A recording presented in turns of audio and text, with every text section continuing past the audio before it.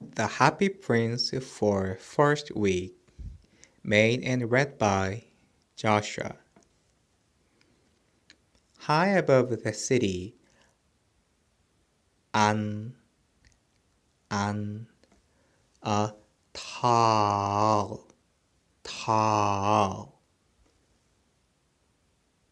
column stood the statue of the Happy Prince. He was a gilded owl. Over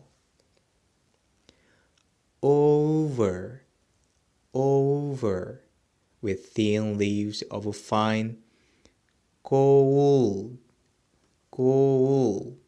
For eyes he had two bright sapphires, and a large red ruby glowed on his sword hilt. He was very much admired indeed. His ass, beautiful ass. A weathercock, remarked one of the town councillors, who wished to gain a reputation for having artistic taste. Only, not quite so useful, he added, fearing lest people should think him unpractical, which he really was not. Why can't you be like the Happy Prince? Asked a sensible mother of her little boy who was crying for the moon. The Happy Prince never dreams of crying for anything. I'm glad. There is someone in the world who is quite happy, muttered a disappointed man,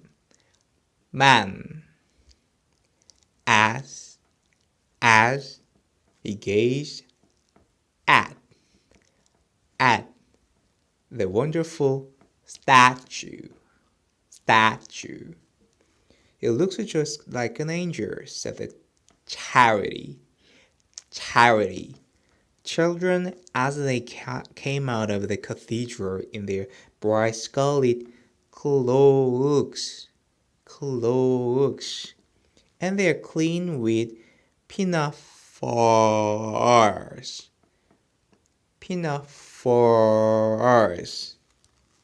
How do you know? Said the mathematical master. You have never seen one. But we have in our dreams, answered the children. And the mathematical master frowned and looked very severe, for he did not approve of children dreaming. One night there flew over the city a little swallow, his friend's hat. Gone away to Egypt 6 weeks before. But he had stayed behind, for he was in love with the most beautiful reed. He had met her early in the spring as he was flying down the river after a big yellow moth, and had been so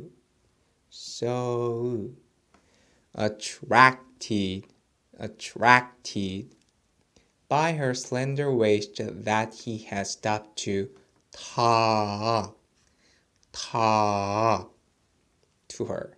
Shall I love you, said the swallow, who liked to come to the pine at once, and the reed made him a low bow. Low.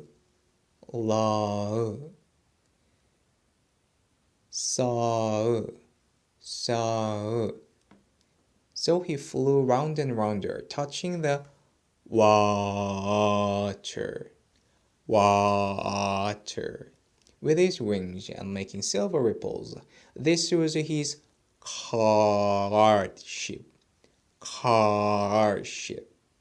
and it lasted all through the summer. It is a ridiculous attachment, tittered the other swallows. She has no money and far too many relations, and indeed the river was quite full of reeds. Then when the autumn came, they all flew away. After they had gone, he felt lonely, and began to tire of his lady love. She has no conversation, he said, and I am afraid that she is a coquette, for she is always flirting with the wind. And certainly, whenever the wind blew, the reed made the most graceful curtsies. I admit that she is domestic, he continued, but I love traveling, and my wife consequently should love traveling. Also,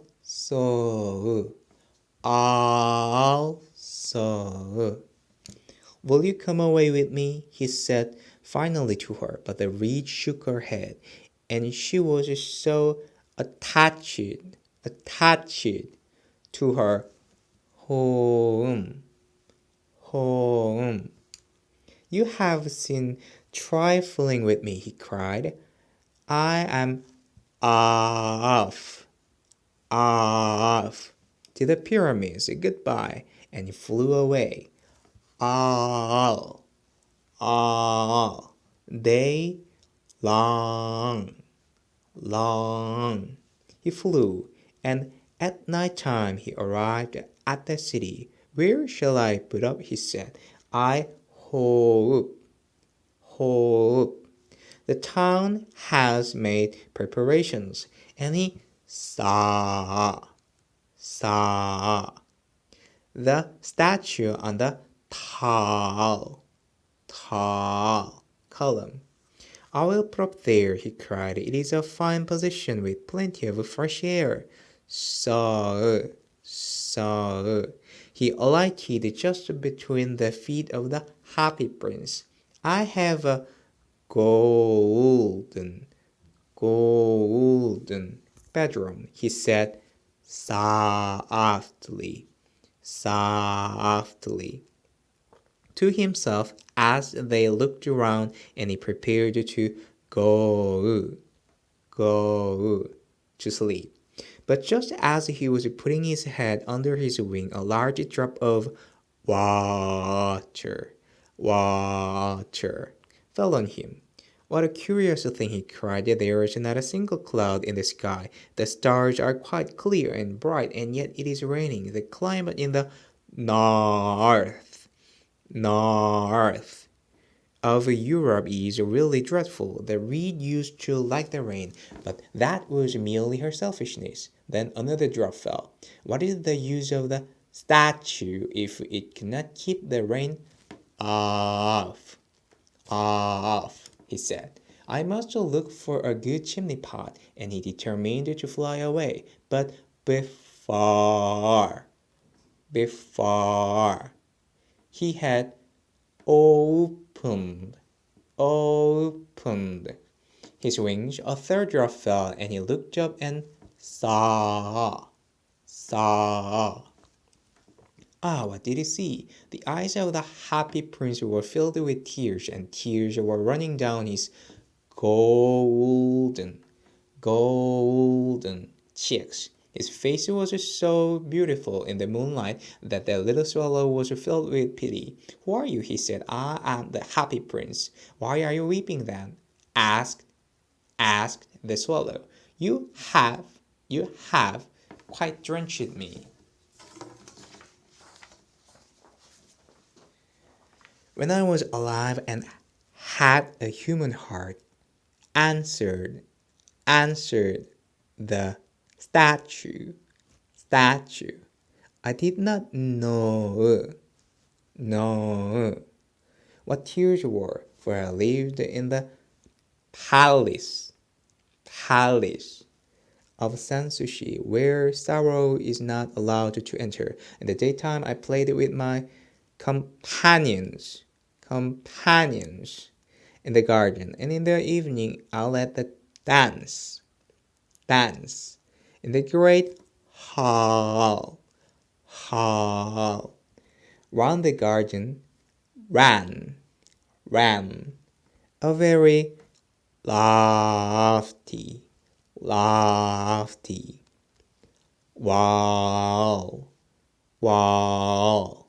But I never cared to ask what lay beyond it. Everything about me was so beautiful. My car tears called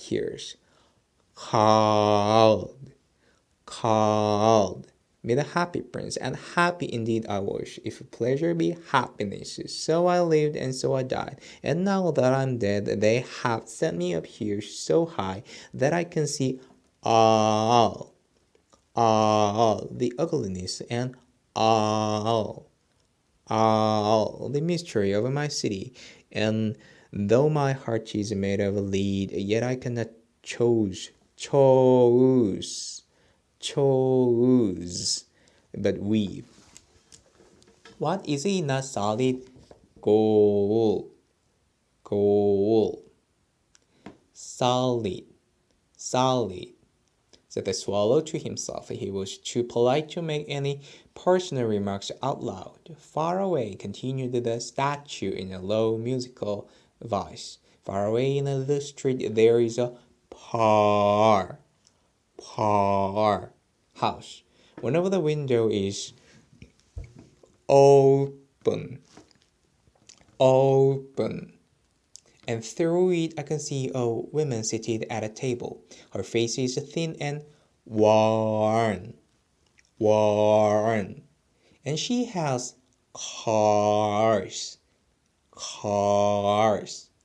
red hands, all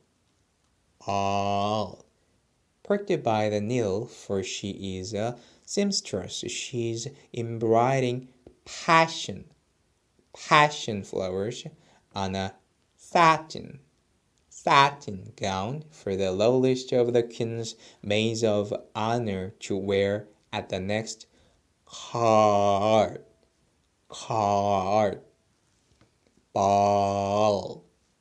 ball. In a bed in the corner of the room, her little boy is lying ill. He has a fever and is asking for oranges. His mother has nothing to give him but river water. So he is crying, swallow, swallow, little swallow, will you not bring her the ruby out of my sword, sword, hilt.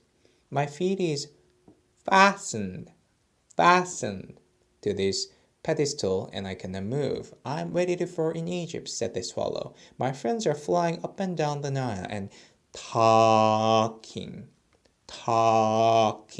to the large lotus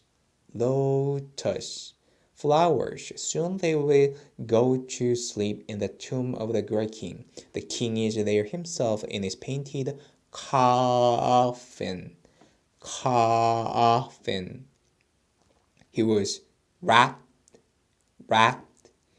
in yellow linen and embalmed with spices. Round his neck is a chain of pale green jade, and his hands are like withered leaves. Swallow, swallow, little swallow, said the prince. Will you not stay with me for one night and be my messenger? The boy is so thirsty, and the mother so sad. I don't think I like boys, answered the swallow. Last summer, I was staying on the river. There were two rude boys, the miller's sons, who were always throw stones at me. They never hit me of cars. We swallow fly far too well for that, and besides, I come of a family famous for its agility, but still it was a mark of disrespect. But the happy prince looked so sad that the little swallow was sorry. It is very cold here, he said, but I will stay with you for one night and be your messenger. Thank you, little swallow, said the prince. So the swallow picked out the great ruby from the prince's sword,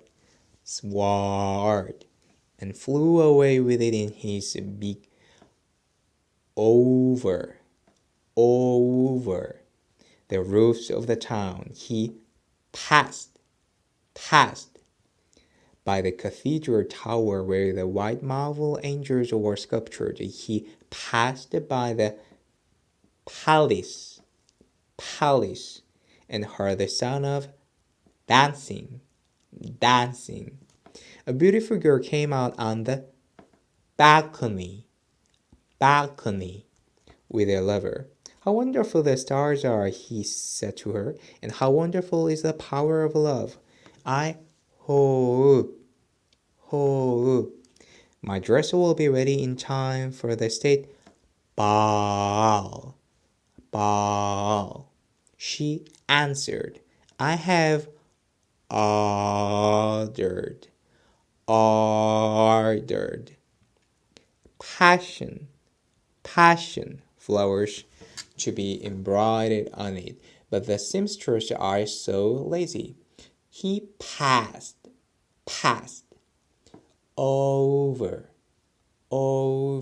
the river and saw the lanterns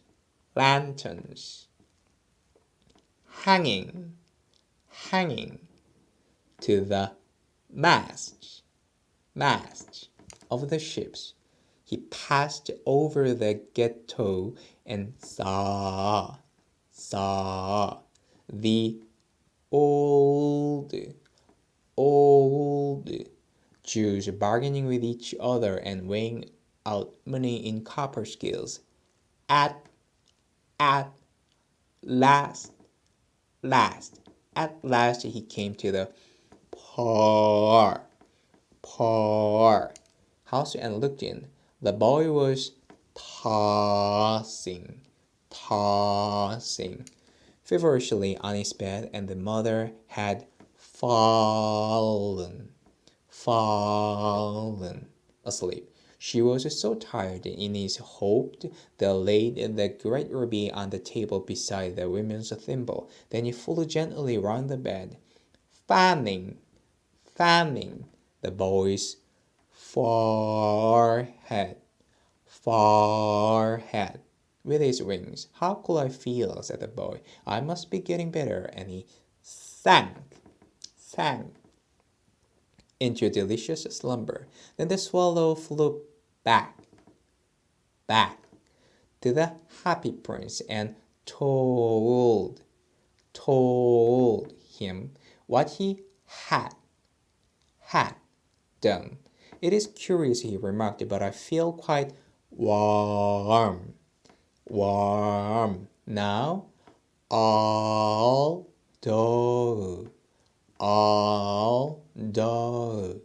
it is so cold. That is because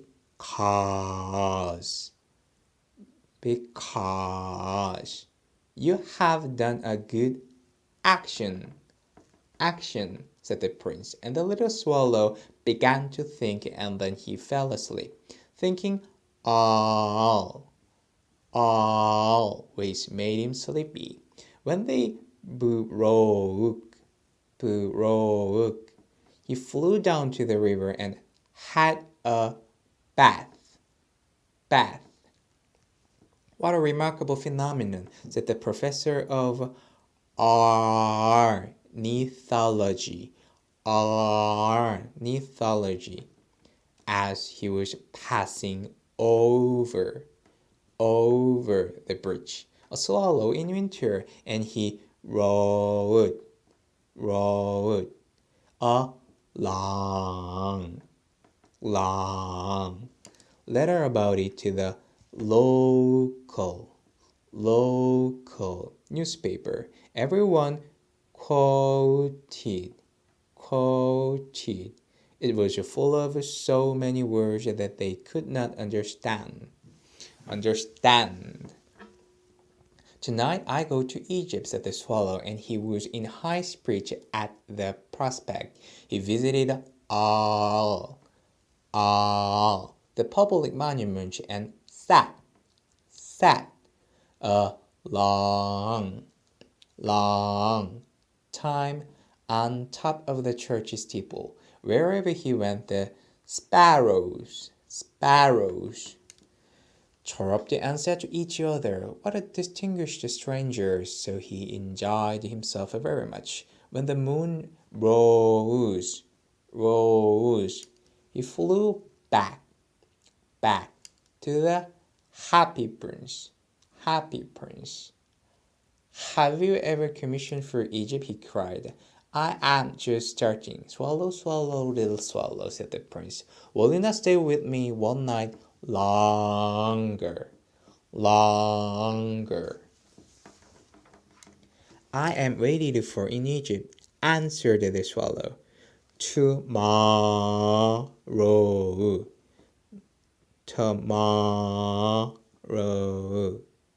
My friends will fly up to the second cataract. The river Harsh couches there among the bulrushes and on a great granite throne sits the god Memnon all night long. He watches the stars, and when the morning star shines, he utters one cry of joy, and then he is silent. At noon, the yellow lions come down to the waters to drink. They have eyes like green barrels, and their roar is louder than the roar of the cataract. Swallow, swallow, little swallow, said the prince, far away, across the city. I see a young man in a garret. He is leaning over a desk covered with papers, and in a tumbler by his side there is a bunch of withered violets. His hair is brown and crisp, and his lips are red as a pomegranate. And he has large and dreamy eyes. He's trying to finish a play for the director of the theater, but he's too cold to write any more. There is no fire in the grate, and hunger has made him faint. I will wait with you one night longer, said the swallow, who really had a good heart. Shall I take him another ruby? Alas, I have no ruby now, said the prince. My eyes are all that I have left.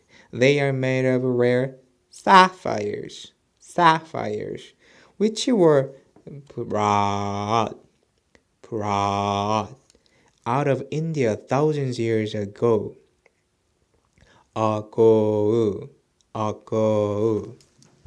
Pluck out one of them and take it to him. He will sell it to the jeweler and buy food and firewood and finish his play. Dear prince, said the swallow, I cannot do that. And he began to weep. Swallow, swallow, little swallow, said the prince, do as I command you. So the swallow plucked out the prince's eyes and flew away to the student's garret.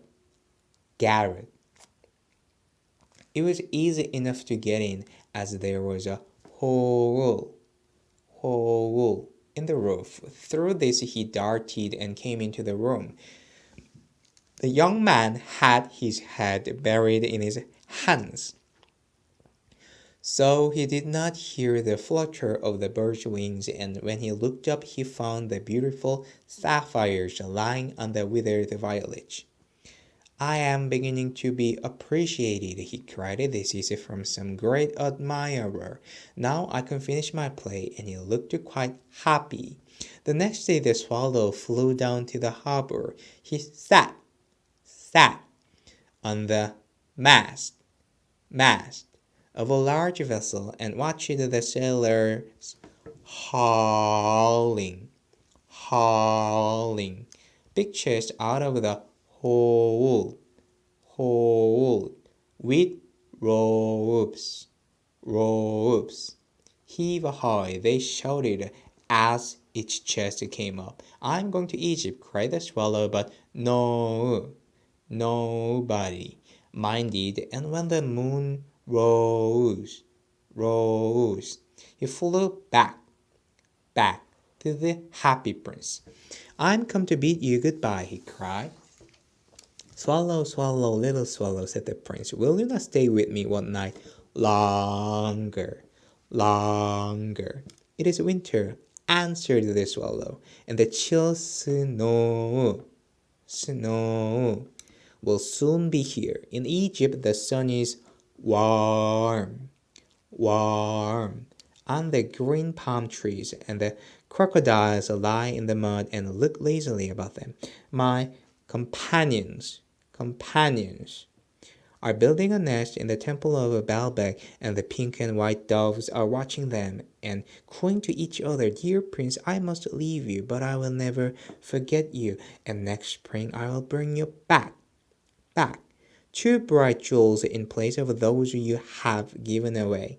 The ruby shall be redder than a red rose, and the sapphire shall be as blue as the great sea.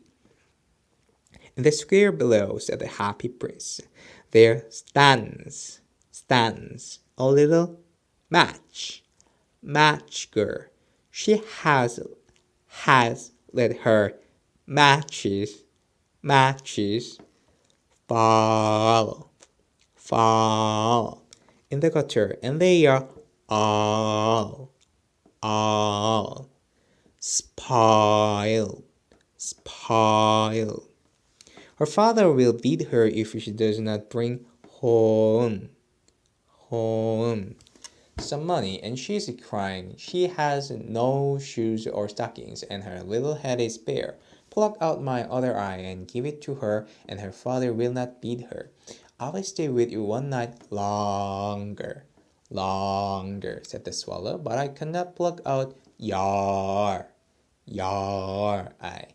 You would be quite blind then. Swallow, swallow, little swallow, said the prince. Do as I command you. So he plucked out Prince's other eye and darted down with it. He swooped past the match girl and slipped the jewel into the palm of her hand. What a lovely bit of glass, cried the little girl, and she ran home, laughing. Then the swallow came back to the prince. You are blind now, he said, so I will stay with you always. No, little swallow, said the poor prince. You must go away to Egypt. I will stay with you always, said the swallow, and he slept at the prince's feet. The next day he sat on the prince's shoulder and told him stories of what he had seen in strange lands.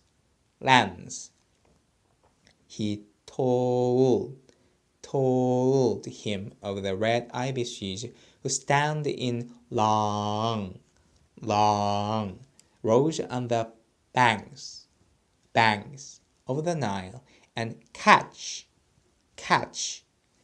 gold fish in their beaks, of the Sphinx who is as old as the world itself and lives in the desert and knows everything of merchants who walk slowly by the side of their camels and carry amber beads in their hands of the king of the mountains of the moon who is as black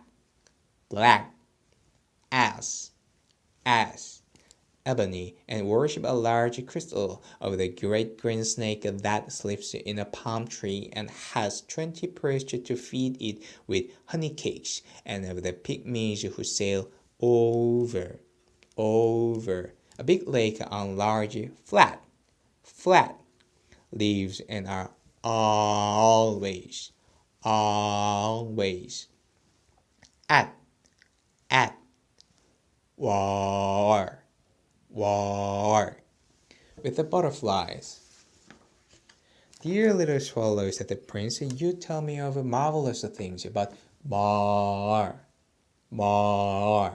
marvelous than anything is the suffering of men and of women. There is no mystery so great as misery. Fly over my city, little swallow, and tell me what you see there. So the swallow flew over over the great city, and saw.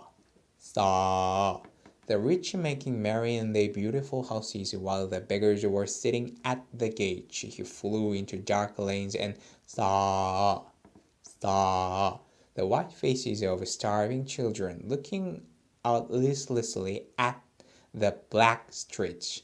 Under the archway of a bridge, two little boys were lying in one another's arms to try and keep themselves warm. How hungry you are, they said. You must not lie here, shouted the watchman, and they wandered out into the rain. Then he flew back, and told the prince what he had seen. I am covered with fine gold, said the prince. You must take it off, leaf by leaf, and give it to my par. The living always think that gold can make them happy. Leaf after leaf of the fine gold. The swallow picked off till the happy prince looked quite dull and grey. Leaf after leaf of the fine gold he brought to the par, and the children's faces grew rosier, and they laughed and played games in the street. We have bread now, they cried. Then the snow came, and after the snow came the frost. The streets looked as if they were made of silver. They were so bright and glistening. Long icicles like crystal daggers hung down from the eaves of the houses. Everybody went about in furs, and the little boy wore scarlet caps and skated on the ice. The par. Little swallow grew colder and colder. But he would not leave the prince. He loved him too well. He picked up crumbs outside the baker's door when the baker was not looking, and tried to keep himself warm by flapping his wings. But at last he knew that he was going to die. He had just strength to fly up to the prince's shoulder once more. Goodbye, dear prince, he murmured. Will you let me kiss your hand? I am glad that you are going to Egypt at last. Little swallow, said the prince, you have stayed too long here, but you must kiss me on the lips, for I love you. It is not to Egypt that I am going, said the swallow. I am going to the house of death. Death is the brother of sleep, is he not? And he kissed the happy prince on the lips, and fell down dead at his feet. At that moment, a curious crack sounded inside the statue, as if something had broken broken. The fact is that the leaden heart had snapped right in two. It certainly was a dreadfully hard frost. Only the next morning, the mayor was walking in the square below in company with the town councillors. As they passed the column, he looked up at the statue. Dear me, how shabby. The Happy Prince looks, he said. How shabby indeed, cried the town councillors, who always agreed with the mayor, and they went up to look at it. The ruby has fallen out of his sword. His eyes are gone, and he is golden. No,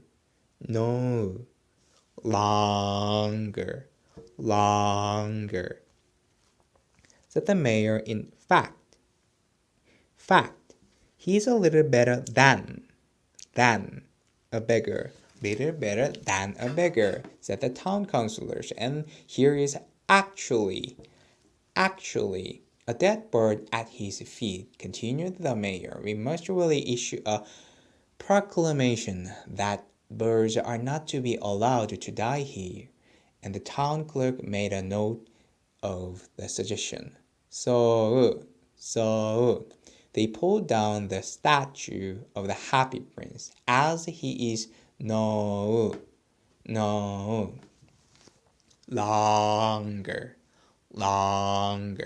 Beautiful, he is no longer. Useful, said the art professor at the university. Then they melted the statue in a furnace, and the mayor held a meeting of a corporation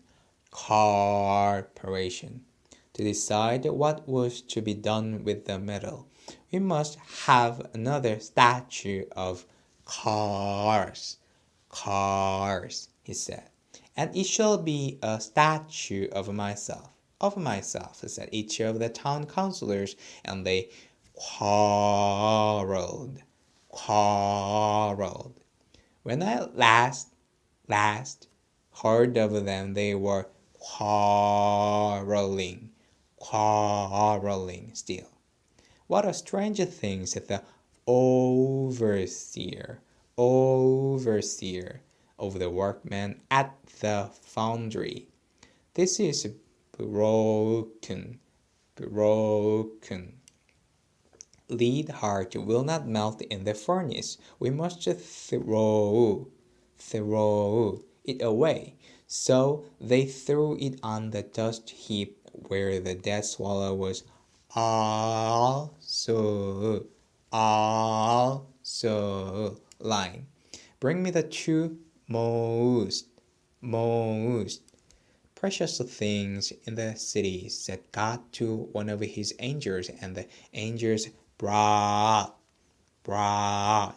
him the leaden heart and the dead bird. You have rightly chosen, said God, for in my garden of paradise, this little bird shall sing forevermore. And in my city of gold, the Happy Prince shall praise me.